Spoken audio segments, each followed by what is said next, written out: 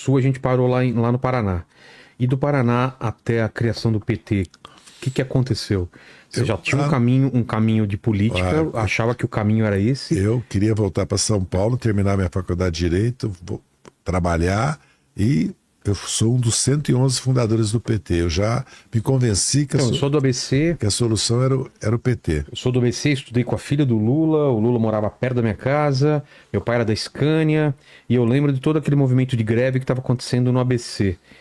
Qual é esse contexto do aparecimento do PT e onde você entra nisso? O PT surge porque a classe trabalhadora brasileira vai amadurecendo. Como é que ela amadurece? Primeiro que ela vai ficando maioria da sociedade, porque vai industrializando, os serviços vão crescendo, o comércio vai crescendo, o serviço público vai crescendo. Segundo, porque ela ganhou, na Constituição de 88, ela ganhou o direito de votar, de se organizar, de lutar, de fazer greve, que é muito importante. E ganhou os direitos trabalhistas e sociais. O Brasil tem sistema único de saúde, o Brasil tem educação pública gratuita, o Brasil tem previdência pública, o Brasil tem a lei de organização social. Ali a classe trabalhadora que veio lutando, ela consegue essa conquista em 88. Então é muito importante lembrar sempre que ela virou maioria da sociedade, a mulher obteve direito de voto em 46, o analfabeto em 88, então o Brasil virou uma democracia, como se fala, de massa. A maioria do povo pode decidir se quer o Bolsonaro, como decidiu em 18, ou o Lula, como decidiu em 22. É a democracia que nós temos que preservar. É o direito de escolher. Então, a classe trabalhadora passou a jogar um papel muito importante. Tanto é que, se você olhar a história do Brasil, a maioria dos... O trabalhador já votou no ademarismo, no malufismo, já votou no Collor, já votou no Fernando Cardoso, votou no Bolsonaro, mas a maioria votou no PTB de 46 a 64, o PTP chegou a eleger mais de 130 deputados para a Câmara em 62. Depois votou no MDB e deu 5 vezes a presidência da República para o PT e seus aliados. E agora, inclusive, com o Geraldo Alckmin, até com apoio da centro-direita agora. Então, a classe trabalhadora brasileira, ela tem consciência política. Lógico, quando você fala em consciência política, não quer dizer que é só de esquerda, pode ser de direita. Porque isso depende da vida social, da política, da formação política, dos acontecimentos. Você vê como é que o imprevisível na política joga um papel importante, né? A Lava Jato, que surgiu, nós perdemos a eleição de 18 porque o Lula estava preso. Se ele tivesse solto, ele teria ganho a eleição. Agora, por exemplo, o Trump tomou essa medida contra o Brasil, mudou completamente a situação política. Alguma coisa então, externa, política não é uma coisa científica, não, matemática, né? Porque tem sempre o elemento humano, entendeu? Mas e a criação do PT, então? O PT surgiu por isso, porque os trabalhadores foram tomando consciência que para eles lutar por melhores condições de trabalho e de vida, era importante quem era o deputado, quem era o senador, quem era o prefeito, quem era o governador e quem era o presidente. E que precisava ter um partido deles. O PT é o partido que surgiu dos trabalhadores em condições democráticas. Porque antes, na história do Brasil, surgiram partidos que queriam representar os trabalhadores, mas a repressão era violenta. Já teve essa tentativa. Em 25 foi fundado o Partido Comunista Brasileiro, o PTB foi extinto pela ditadura, né? Existiu o Partido Socialista Brasileiro, foi extinto pela ditadura, o PTB, que depois virou PDT, também foi extinto pela ditadura. O PT teve os trabalhadores e o PT tiveram essa oportunidade histórica de surgir num momento de democracia. Estava acontecendo isso no mundo, né? Na Polônia tinha o exatamente. Estava tendo alguns focos dessa luta. Toda a América do Sul foi redemocratizada nesse momento. As ditaduras começaram a cair, entendeu? Por revoltas populares ou pelas urnas. E no Brasil nós tivemos esse privilégio de, quando a classe trabalhadora a classe trabalhadora vai melhorando o padrão político de consciência dela, porque a tecnologia vai exigindo mais estudo. Porque no passado não tinha ensino primário. Não existia o ensino primário, foi feito no Brasil depois da Revolução de 30, vamos dizer. Aliás, o voto também não era secreto, né? E nem existia justiça eleitoral. Foi a Revolução de 30 que trouxe isso. Então é uma evolução. Democracia você vai construindo. Por isso você tem que não só defendê-la, como aperfeiçoá-la, porque o povo tem visão crítica também dos defeitos, dos erros da democracia. Claro. Achar que o povo não enxerga o que está acontecendo, por exemplo, com as emendas impositivas, aumentar o número de deputados, o povo está olhando o Congresso. Né? O grande desafio nosso agora é mudar o Congresso. Certo? Não basta eleger o presidente da República, o partido. Aliás, até o Bolsonaro já falou isso, né? Que ele quer ter maioria na Câmara e no Senado. A grande disputa que vai ter em 26 é quem consegue ter mais peso na Câmara e no Senado.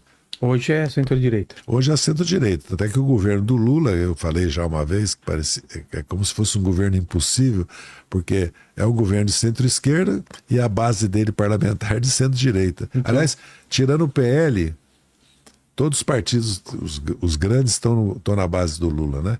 O PSD do Kassab tá, o PR do presidente Marcos Pereira está, indiretamente União Brasil, PP estão, e o MDB, que é o Baleia Rossi, que é o presidente, também está. Aliás, tem o ministro Renan Filho, que é o ministro excelente, e a Tebet, que é ministro do Planejamento, que foi candidata a presidente da República. Mas isso não impediu que o presidente Lula executasse um programa que ele tinha se comprometido nas urnas com o Brasil, que é principalmente... Porque se o país não cresce, se não cresce o emprego, se não cresce a renda, aí todo o resto você não consegue consertar. Se o país está crescendo, a renda, o emprego, aí você pode começar a tratar dos outros problemas, né? Que o Brasil, evidentemente que o problema de segurança pública é grave no país, a juventude quer ensino técnico profissional. As mães hoje, se você faz uma pesquisa, elas pedem duas coisas para o governo. Meu filho na escola o tempo todo, por isso que o ensino integral está virando... que foi uma defesa, uma bandeira nossa do PT, não só do PT, mas nossa, que hoje, cada vez que a criança chega na escola cedo, sai à tarde. Isso é sonho de toda mãe. E a juventude brasileira ter, principalmente das novas profissões com a revolução tecnológica, sair do ensino médio, né, 3 anos depois do ensino fundamental, com profissão, que é o grande desafio. O desafio de ter alimentos baratos, que depende muito da agricultura familiar, viu? Porque o Brasil tem 4 milhões de propriedades agrícolas e, assim, a grosso modo, a metade tem produtividade, ou seja, tem um pacote tecnológico, tem crédito, apesar do endividamento. A outra metade precisa de apoio, tanto de crédito para produzir mais alimentos, porque o agronegócio, ele está focado na exportação, está focado nas commodities, está focado no mercado internacional. E se o país não cuidar, o país aos poucos vai tendo dificuldade de pôr o alimento na mesa e vai ficando caro, porque depende do dólar, depende de uma crise internacional, depende do clima. Então o governo tem que fazer um esforço de voltar não só a fazer reforma agrária, ter assentamento, mas transformar a agricultura familiar numa potência que o Brasil é. Se você olhar a Índia e a China, esses países, a força da agricultura desses países é a pequena agricultura familiar, mas com tecnologia e com cooperativas, com crédito, né?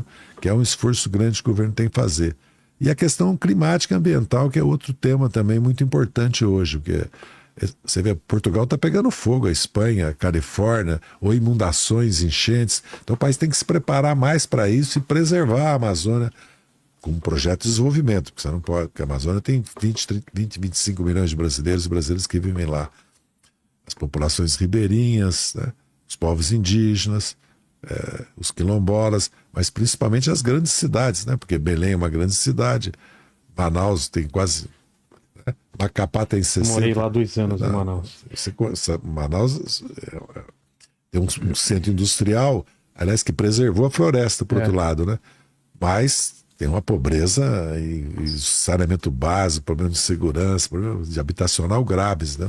O Brasil tem muito para fazer, por isso que ele pode crescer. Se nós precisamos de 10 milhões de casas, 50% de saneamento, fazer toda a infraestrutura brasileira se modernizar, porque nós não temos uma autopista de Porto Alegre até Belém, né? Como a Bandeirantes, por exemplo. Nós somos paulistanos, nós sabemos o que são as autopistas.